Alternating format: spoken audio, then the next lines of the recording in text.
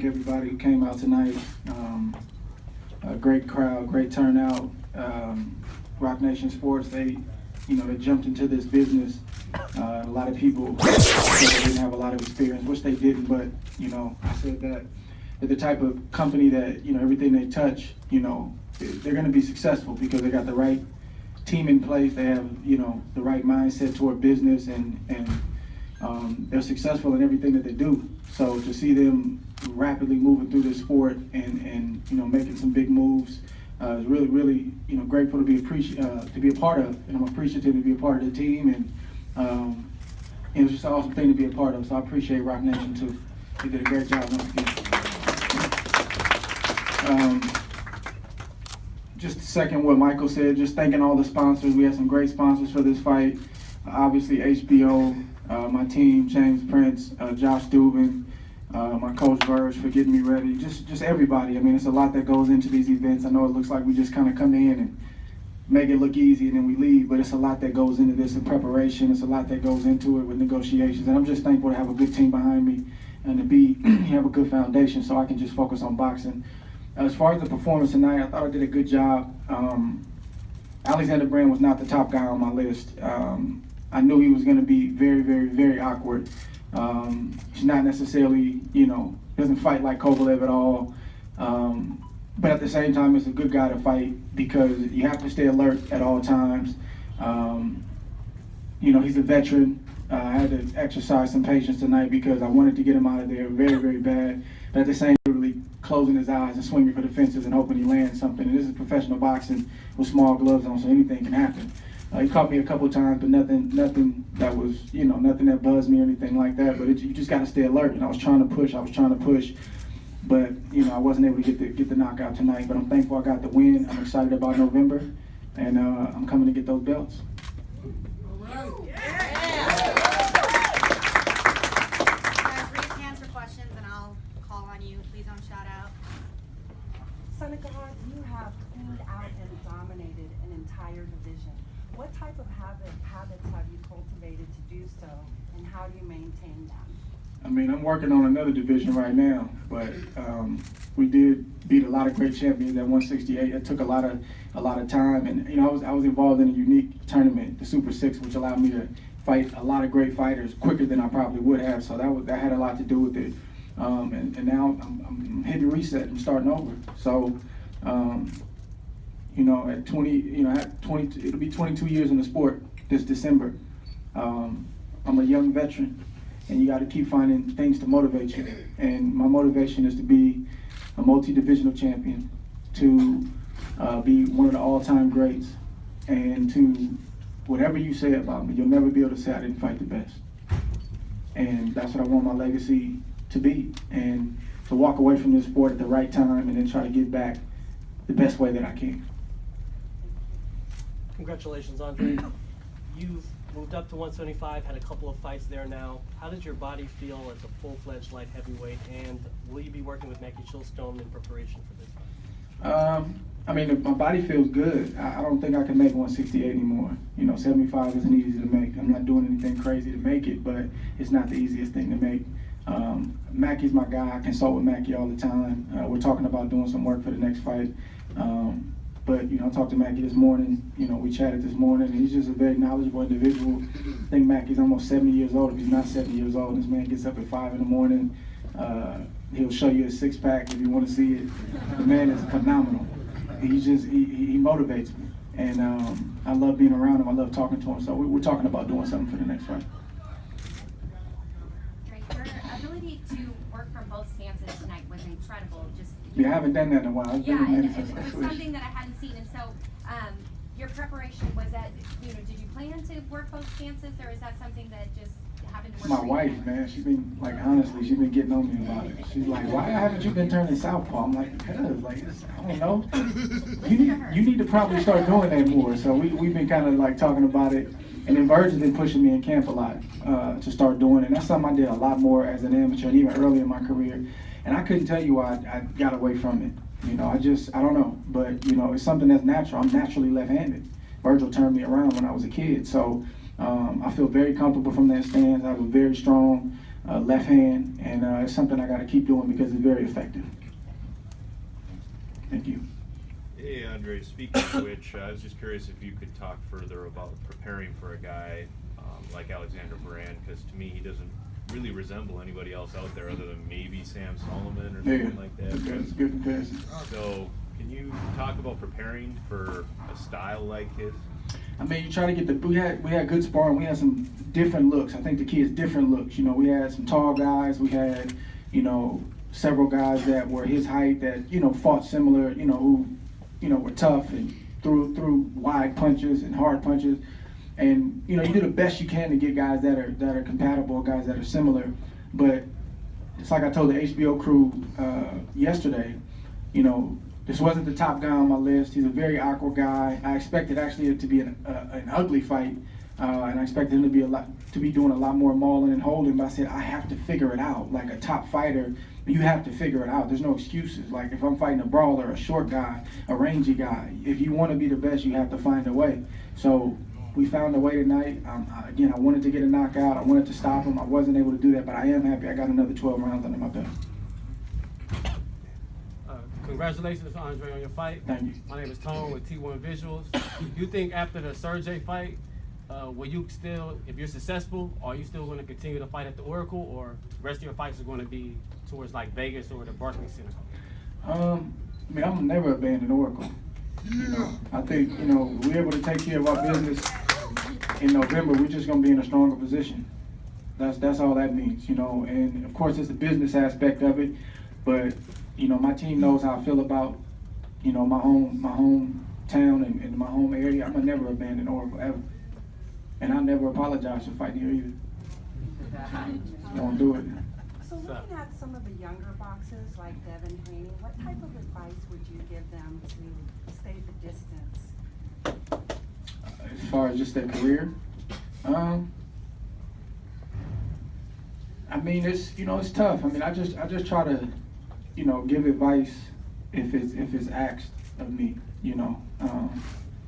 I don't know if I'll ever have an official role in this sport like a promoter or a manager. You know, I don't know. I kind of struggle with that. I don't know if that's something I want to do, but, you know, I have been, and I want to continue to be a guy that's available for somebody to call, somebody to pull to the side and talk to. And, you know, it's been amazing how, you know, some of the trials I've been through, you know, through boxing has, you know, it wasn't just for me.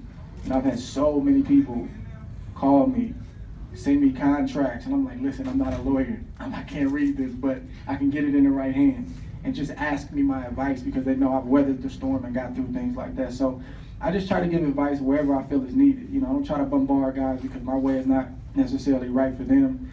But a guy like Devin Haney, he's on the right track, and he's ahead of the game because he has a father who is leading him in the right direction, who's helping him, he's listening to his dad. So that's more than half the battle. So a kid like Devin is gonna be just fine, and if he stays focused, which I believe he will, he's gonna be a champion for a long time.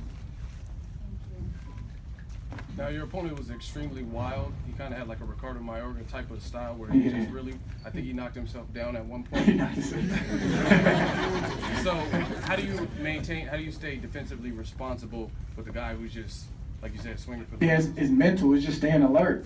It's just staying alert. I mean, I got pretty good instincts in there, and a couple punches he threw, I was like, wow. Like You look disrespected at some of the punches you were trying to throw. You just yeah, like you really think you gonna hit me with that? That's how you feel? But that's who he is. I mean, some of the uppercuts and some, you know, when Virgil was pressing me, he was like, come on, son, let's get it. He wanted me to get the rounds and try to get him out of there inside of 10. He wanted the rounds for sure. And I tried, man, you know, and I'm really hard on myself, man. I'm a little disappointed I didn't get that, but, you know, I tried. You know, I tried, but at the same time, like you said, I got to be defensively responsible because if he catch me with something stupid, you know, everybody's faces are going to look a lot different out there at this press conference right now. You had a award, and then, you know, you got, you know, the fight's off in November, and, you know, how you feel about that? And I didn't want to answer those kind of questions, so I just tried to be smart. Like I say, I voted on your left hand tonight, the young boxer right here, and it cost me 40 push-ups. And yeah, because he had you pegged through most of the fight. He's a young boxer. And he told me you weren't gonna get a left-hand knockout. Yeah. And I said, hey, he'll get it. Yeah, I tried, man. I'm sorry. I tried. Me? Yes. Oh, okay. You know, me and you born a day apart, but You the 22nd or 24th? 22nd. Okay. 22nd. What do you think your run means, you know, for an urban city like Oakland?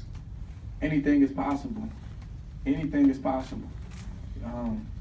In a nutshell, anything is possible. You know, it's a lot of. I think I heard Marshawn say this one time that, you know, some of the greatest talents never make it out. You know, some of the greatest basketball players. It's a lot of smart people in urban communities, like extremely smart, but, you know, either didn't get opportunities, made bad decisions. It's a slew of different things that happened where they didn't make it out. Some of the best basketball players in the world, they played on the playground. They didn't make it to the NBA. So, Like the hook. yeah, man. I mean, that's just one amongst many, but it just shows you that anything is possible. And if you really want to do something in life, it's very simple. You have to work. You have to work, and you have to continue to work. And when you don't feel like working anymore, you have to continue to work. And I'm a firm believer that when you work hard, great things happen.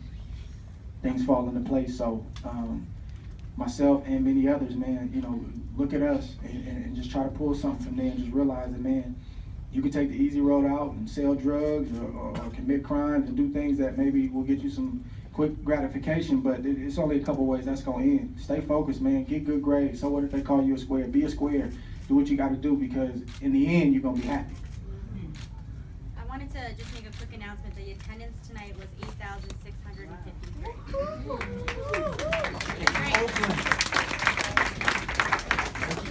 Hi, Richard Ortiz with the Sweet Science versus the Cage. Hey, listen, whenever you put your mindset to something, you accomplish it. And you've mentioned before, you may even move up in weight. Can we possibly see you at heavyweight? I know you mentioned it before. I know it's still early, but after you get your victory in November?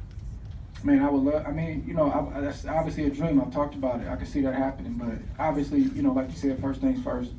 I got a major task ahead of me at light heavyweight, but I could definitely see that, you know, go to heavyweight. It had to be the right guy. You know, it couldn't be a Klitschko or somebody like that. You know, it got to be the right heavyweight. Right. And I know you're a role model to young athletes coming out here. And I'm going to put you on the spot.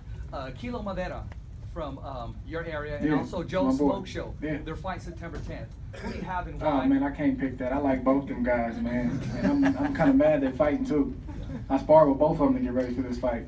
Everybody in my area didn't think I would ask that question, but I did. Yeah. Hey, appreciate it. Kilo came to the gym, and he's talking smack about him, and then Joe came, and Joe's talking. I'm like, oh, my God. This is going to be a good fight. I'm going to try to make it out there, too. Hey, big plug, September 10th, Tachi, Lamar, right? California. Yes, sir. Yeah, I'm gonna try to And make it we'll be there, out. and we'll get that soundbite, sir. Appreciate it, Thank man. you.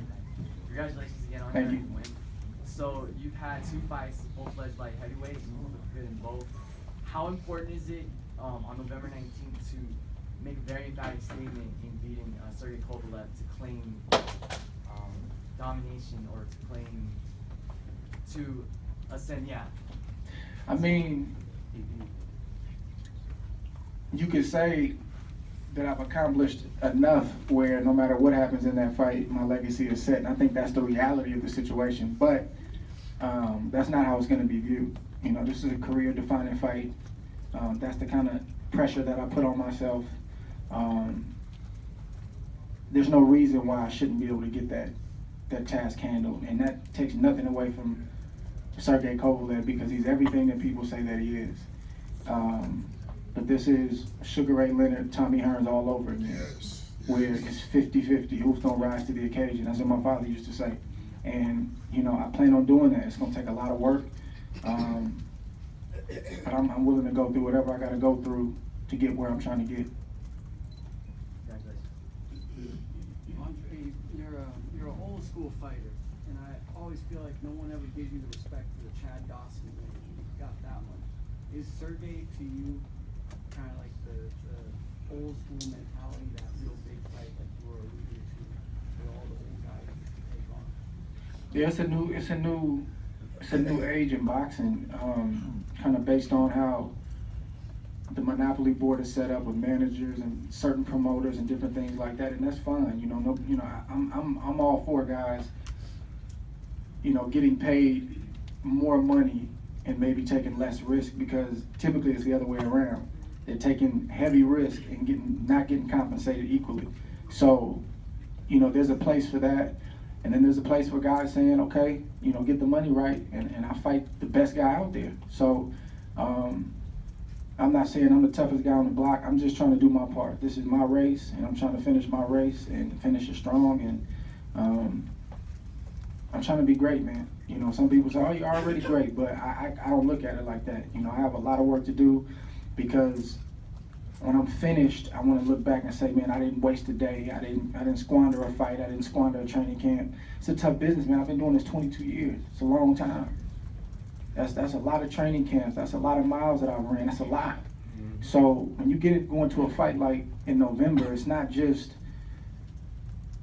I mean, I've been groomed for these moments since I've been a kid. So yeah, we got to go to training camp. Yeah, we have to shift our focus on one guy.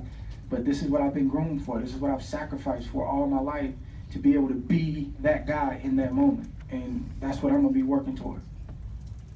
Yeah, Andre, congratulations on tonight. Thank you. One of the undercard fights tonight featured a local young lady, Raquel. How did she do?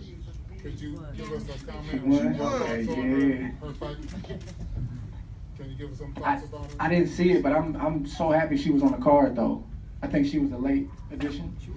I'm so happy she was on the card. Number one, for her being, you know, Bay Area native and getting that you know, that shine and just getting opportunity. You guys would be shocked, man. It's hard to, women don't get opportunities like that. And you know, kudos to Rock Nation for giving her the opportunity and giving a female fighter an opportunity like that, because they I'm telling you, the women, man, they sacrifice like we sacrifice, and they're fighting for respect, and they just don't get it. And people say there's no market for it, but for somebody like Rock Nation to take a chance on them and say, okay, we're gonna create a market, man, that's a blessing. So I was so happy when I heard she was on the card. I'm glad she won, and I'm sure she's gonna get more opportunities. Andre, your performance tonight, your defense really stood out. I mean, my peers and I, we cover fights day in and day out, and I know there was a couple of moments where I was sitting next to people and we went, woo! I was doing that too in my head. You throwing some stuff at me, boy. I was like, woo! But your ability, you know, to avoid the punches, your defense was just masterful, and you know, that whole make them miss, make them pay mentality, your accuracy was just something of greatness tonight. So I have to ask you, when you have that momentum going into the Kovalev fight, do you think that those two things, both your accuracy and your defense, are kind of your edge going into Kovalev? I don't know if it's an edge, but it's definitely an asset. You know, it's definitely, I mean, it's just part of who I am. You know, I feel like I'm not going to give you anything for free. If you hit me, you're going to earn it. That's the way it's got to be. I'm not a punching bag. You know, I got great legs, and I'm going to use them. And I don't run. You know, I'm not a runner, but it's about angles and, you know, just inches. And as you get older, you know, you saw in Floyd's career, like, he moved a lot early. And then he realized, I don't have to move like that. I just take a half step back, boom, I hit you, and you know, that discourages you from throwing punches. And I'm getting into that mode where I don't have to move as much. I move just enough. I do just what I have to do. So I don't know if it's an edge. It's just something that he's gonna have to deal with, just like it's things on his side that I got to deal with. And you know, we got to see. We got two great trainers, and it's gonna be a great fight, man. It's the biggest fight in boxing, hands down. A question. War. After the Sergey fight, you're successful. Is there anybody else you see you fighting in a light heavyweight division? Man, the way my brain works, like, he's the only guy in the division. He's literally the only guy in the division. He's the man. Who else is above him at light heavyweight? So that's a situation where you focus on him, you beat him, and then you sit down and weigh your options with your team and see what's next. You can't juggle both, you know. Okay. Yeah. Another question I have for you, Andre, is in your past fights here at Oracle, you've had a great turnout. Rock Nation's done a great job, you know, promoting your fight, bringing in the crowd. Yep. And you've also had your teammates like Amir Khan, Andre Berto, Peter Quinlan made the flight out here. How does it feel to represent a diverse sports community like the Bay Area, where we have the Giants, the Niners, the Raiders, the Warriors? How does it feel to represent the Bay Area every time you step into the ring? Man, it's beautiful, because in the Bay Area, I'm probably one of the only things that everybody can agree on. And the Giants and the A's and the Niners and the Raiders. So I guess maybe the Sharks and the Warriors. Outside of that, you know, everybody's fighting. Everybody's against each other. So it's wonderful, man. I mean, this is like literally, these moments like this, driving to this arena when I fight here and walking in the building, like I'm telling you, like I couldn't explain to you what goes through my head. Like I'm trying to keep myself calm, because it's such a surreal moment. Like, this is really happening. Like, this is what I dreamed about. This is what I always wanted. And to live it out, to see the people come out, the news, you know, websites, all these different people, it's amazing, man. It's hard to explain, but it's tough because I'm still active, so I have to stay in the moment. I can't relish it too much. I can't get too caught up in it, but I'm aware. I talk to my wife about it. I talk to my family and friends about it, man. It's a blessing. It's a blessing. Yeah. Other questions? That's my brother right there. We a day apart. Yes. We a day apart. And I'm also Jamil, and I represent Let's Talk Sports Nation, an urban news group from the Bay Area. But That's what's up, man. Keep it going. thank you. So since like Joe Lewis, Max Mellon, and then we just also had Terrence Crawford and that guy, Postall. Right. We also had Apollo Creed and right now we got you in Coland, right? Yeah. So would you say there's a rivalry growing between American fighters and Eastern European fighters, African American fighters, namely? I don't know about African American fighters, but I mean the Eastern European fighters are here. A lot of them, you know, so they're getting those opportunities. So yeah, I mean, I think there's an inherent probably rivalry there, you know, between Americans and Russians because they're on our turf, they're on our soil, they're coming here to try to make a name. So, and we're trying to defend what we have, so to speak. That's how I look at it. No disrespect, it's nothing personal, but yeah, I think it's an inherent rivalry there because they're coming to try to take something that we have. That was pretty much a formality. It's questions for Michael, but can we formally announce that the fight's going to take place November 19th at T-Mobile Arena? We haven't decided yet. You know, we hope to have that resolved, you know, within the next couple of days, maybe sometime next week. But you know, it's a decision that Main Events and Rock Nation will make, you know, together. But we're not in a position to name the venue at this point. You know, what we do know is on November 19th on HBO pay-per-view, and you know, sometime next week we'll give some more information. Are there contracts that have already been signed to some extent, or No. When people ask me what your style is, I always say, well, I think you're the antithesis to whoever you step in the ring with. I'm curious, who would you compare yourself to historically if you had to? I think I'm a combination of Roy Jones, Bernard Hopkins, and Floyd Mayweather. And it may sound arrogant, but it's a good combo. No. I'm just saying, like, those are guys that I really study, and that's who I have in my style. And obviously Andre Ward. You know, it's like Virgil style mixed in with all of those guys. You know, I can fight inside. I can get rough. You know, I can be flashy. I can, you know, do certain things when I need to, and then, you know, I can be very systematic like Floyd and break a guy down. So I think, you know, I've taken something from all three of those guys. But at the same time, trying to stay true to who I am and just be myself. So if that makes sense. Which you are. Yeah, thank you. Try to be formless, man, like Bruce Lee said. I don't have a style. Like water. I'm what I need to be when I need to be it, you know. And it's funny because people try to tag me like, oh, he's a technical fighter. Oh, he's a slick fighter. Not really, man. It's a lot more going on in there than just being slick. Because if it wasn't, a lot of the guys that I fought would try to walk through me. I fought some of the biggest punchers in my division, and if I wasn't hitting hard and I didn't have nothing to offer, trust me, they'd be walking. That's funny, the same thing they say about Floyd. Oh, he can't hit. Somebody's putting them knots on them guys' head. Somebody's stopping them from running in there. Like, but it's not maybe boom, boom, where guys out, so people just don't think you're hitting hard. But trust me, the opponent wouldn't say that if he was being honest. You can see the sweat fly. Floyd born the day after. Sweat on He is, though. Any other questions? Oh, wait, last one. Yes. You are a phenomenal broadcaster. Love watching you broadcast. Thank you. I know how much you love to apply that craft as well. How disappointed are you that you won't be able to broadcast, to be an announcer at the Ward Kovalev? Oh, man. I'm pretty disappointed, man. Honestly. I don't even know how I don't know how we'll call that fight. Probably lean toward the guy named Ward. You may say pretty good. Probably lean toward him. Thank you all so much for coming out today. Thank Really you. appreciate it. Appreciate it. Thank you. See you November 19th.